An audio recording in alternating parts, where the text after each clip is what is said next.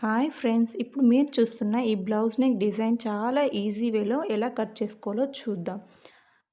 నేను డిగ్రీ చదువుకున్నప్పుడు మిషన్ తీసుకున్నానండి. అప్పటి నుంచి యూట్యూబ్‌లో క్లాసులు వింటూ మిషన్ నేర్చుకున్నాను. చాలామంది నన్ను డౌట్స్ అడుగుతున్నారు. మనం యూట్యూబ్‌లో క్లాసెస్ వింటూ నేర్చుకోవడం ఈజీయేనా అక్క అని.